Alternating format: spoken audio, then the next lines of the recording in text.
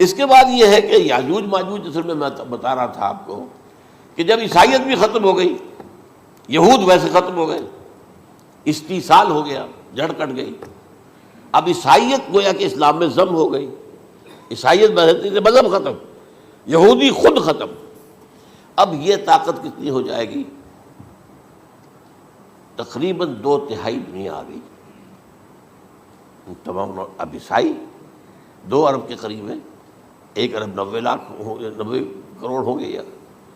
مسلمان بھی 1 کروڑ 50-60 لاکھ ہیں، دونوں کو جوڑ لیجیے کتنے ہو گئے؟ 6 ارب کل آبادی ہے۔ لیکن اس کے بعد آتا ہے یاجوج ماجوج کا خروج۔ یہ یاجوج ماجوج میرے نزدیک چائنا اور رشیا ہے، ان کی مجموعی طاقت اتنی ہوگی، اور یہ اس طرح آئیں گے ہر اونچائی پر سے اترتے ہوئے، پھسلتے ہوئے، جیسے 1962 میں جب وار ہوئی تھی بٹوین چائنا اینڈ انڈیا 1962 میں، تو وہ اس وقت کا نقشہ جو آج بھی اخبارات میں پڑھتا تھا تو یہاں waves after waves of Chinese soldiers were coming down the slopes of Himalayas۔ یہ تو وہ ہے نا جن کی تعداد کا کوئی حساب نہیں ہے، اور رشیا اور یہ مل کر جو ہے، میرا اندازہ یہ ہے کہ جب پہلے ملحمۃ العظمیٰ ہوگی وہ عیسائیوں اور مسلمانوں کے درمیان، اس وقت یہ دونوں پاورز نیوٹرل رہیں گی، لیکن غالباً یہ بات طے کر لیں گی کہ ویپنز آف ورلڈ جو ہے ماس ڈسٹرکشن، یہ استعمال مت کرنا، اگر یہ ویپنز آف ماس ڈسٹرکشن استعمال کرو گے تو ہم میدان میں آ جائیں گے۔ اس میں وہ جنگ جب ہو چکے گی، پھر حضرت عیسیٰ کو فتح حاصل ہو جائے گی، اور پھر یہ کہ یہودیت ختم ہو جائے گی، عیسائیت بطور مذہب ختم ہو کر اسلام میں ضم ہو جائے گا، پھر وہ 40 برس کا عہد حکومت ہے حضرت عیسیٰ علیہ السلام۔ لیکن جب یہ فتح ہو جائے گی ان پر، اب یاجوج ماجوج آئیں گے، اور اتنی تعداد میں آئیں گے کہ بحیرہ طبریہ جو ہے اس کا سارا پانی پی جائیں گے۔ یہ تو اگر آپ کو کبھی اندازہ ہو یا کوئی آپ جانیں ان لوگوں کو جو ان چینیوں سے واقف ہیں، وہ کہتے ہیں زمین پر ہلتی ہوئی کوئی چیزوں سے وہ چھوڑی چھوڑ کے کھا جائیں گے۔ جہاں وہ جاتے ہیں ایز اے لیبرر، وہاں کے جو سارے کتے ہیں ختم، ساری بلیاں ختم، ہر شے، وہ جو سانپ کھاتے ہیں، ہر چیز کھاتے ہیں، اور یہ تمام ایسٹرن کنٹریز کے اندر ہوتا ہے، بڑی ڈیلیشس ڈشز ہیں یہ سانپ وغیرہ وغیرہ، اور یہ جس طرح کھا جائے، پانی پی جائے، ایک قطرہ نہیں رہے گا اس پر۔ تو پھر جو ہے اللہ تعالیٰ اس وقت جو ہے اس میں ایک ایسی بیماری پیدا کرے گا، یہ سب مر جائیں، یہ معجزے سے ہوگا، یعنی ان کے اوپر فتح جو ہے وہ عام لڑائی کے ذریعے سے نہیں ہوگی، بلکہ اس کے اوپر فتح جو ہوگی وہ اللہ تعالیٰ سے ہوگی، ایک بیماری پیدا ہوگی، سب مر جائیں گے، اور اس کے بعد اللہ تعالیٰ ایسے پرندے بھیجے گا بڑی لمبی لمبی گردنوں والے، وہ ان سب کو کھا جائیں گے، جیسے ہمارے ہاں گدھ ہوتے ہیں، وہ ان کو صاف کر دیں گے۔ ورنہ تو یہ ہے کہ پوری دنیا کے اندر جو بدبو اور جو پیدا ہوتا معاملہ اس سے، تو اس نوع انسانی کی بقا ممکن نہیں تھی۔ ان کے خاتمے کے بعد پھر یہ ہوگا کہ حکومت اسلامی جو ہے پوری دنیا میں حضرت مسیح علیہ السلام کی ہوگی، 45 برس وہ رہیں گے، اسی میں وہ کہلن بھی آ جائے گا، وہ فی المہد و کہلن جو میں نے شروع میں بیان کیا تھا، اسی میں پھر یہ ہے کہ وہ شادی بھی کریں گے، ان کی اولاد بھی ہوگی،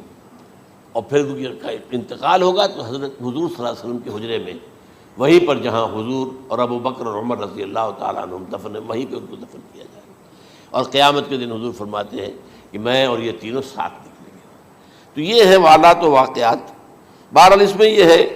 کہ یہ نوٹ کر لیجئے کہ جہاں تک ہمارے ہاں آج کل کا معاملہ ہے، میرے نزدیک میں یہ کہنے پر مجبور ہوں، جو رفع و نزول مسیح کو نہیں مانتا وہ کم سے کم منکر حدیث ضرور ہے، میں اس سے کم کا فتویٰ نہیں دے سکتا۔ اب یہ ہے کہ جو لوگ مہدی کو نہیں مانتے ان کا معاملہ میں مختلف سمجھتا ہوں، چند منٹ لے رہا ہوں آپ کے، اور اس لیے کہ ان کی حدیثیں صحیحین میں نہیں ہیں، بخاری مسلم میں نہیں، اور یہ کہ بہرحال ان کا معاملہ جو ہے وہ ایسا نہیں ہے حضرت عیسیٰ کا۔ حضرت عیسیٰ کے آنے کا جو کچھ ہوگا وہ تو میں نے آپ کے سامنے بیان کر دیا، لیکن یہ ہے کہ حضرت مہدی ہمارے نزدیک اس میں خرق عادت کوئی ہے ہی نہیں، جیسے ہر صدی کے مجدد ہوتے ہیں، آخری صدی کے مجدد وہ ہوں گے، اور میرے نزدیک یہی آخری صدی ہے، اور اسی میں حضرت مہدی کا ظہور ہو جانا۔ سعودی عرب میں کوئی خانہ جنگی ہوگی کسی بادشاہ کے انتقال پر، اور پھر اس وقت یہ ظاہر ہوں گے، اس وقت ملک کے حالات کو سنبھالنے کے لیے لوگ ان کو زبردستی نکالیں گے، چھپے ہوئے ہوں گے ایک گھر میں۔ یہ حضرت ام سلمہ رضی اللہ تعالی عنہ کی روایت ہے کہ ایک بادشاہ کے انتقال پر یہ خانہ جنگی ہو جائے گی اور ایک شخص مدینے سے بھاگ کر مکے میں چھپ جائے گا۔ یہ تو ہے ان کے الفاظ، میں توجیہ کر رہا ہوں۔ یہ لوگ ان کی طرف دیکھ رہے ہوں گے کہ یہ جو وقت آیا ہے فتنے کا ہماری قوم پر، ہمارے ملک پر، تو ان کی شخصیت ایسی ہے کہ یہ بیچ میں آئیں، صلح صفائی کرائیں، اور وہ جو ہے اس ذمہ داری سے بچ کر بھاگیں گے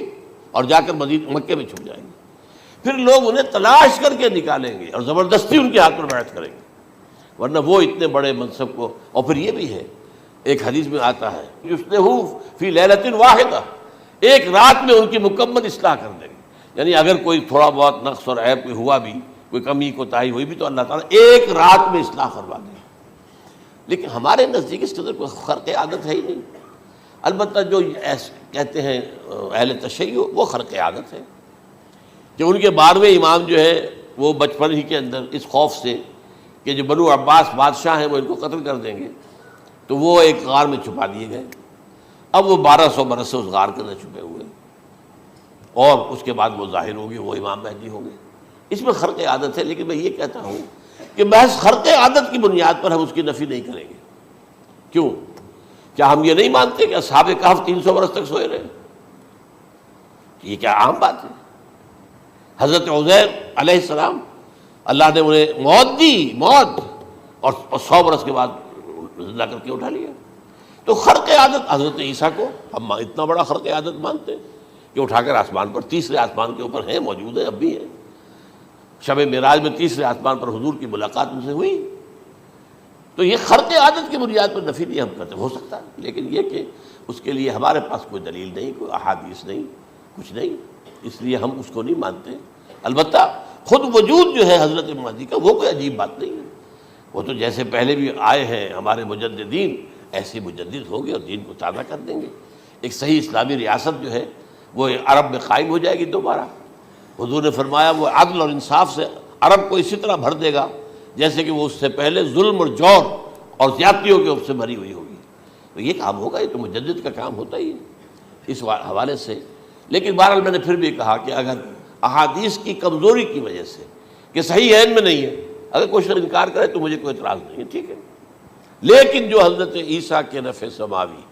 اور حضرت عیسیٰ کے نزول کا انکار کرتا ہے، وہ کم سے کم،